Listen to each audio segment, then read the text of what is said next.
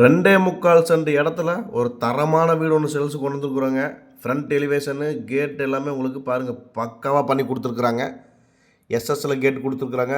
வீட்டுக்குள்ளே என்ட்ரன்ஸ் ஆனே பெரிய car parking வசதியோட கொடுத்துருக்குறாங்க. ஃபுல் அண்ட் ஃபுல் வால் டைல்ஸுங்க. வெளியில் அவுட்டர் பாத்ரூமு, போரு, நிலத்தொட்டி எல்லா ஆப்ஷனும் வந்துடுது. வீட்டுக்குள்ளே என்ட்ரன்ஸ் ஆனே பார்த்தீங்கன்னா 16க்கு 16 ஹாலுங்க.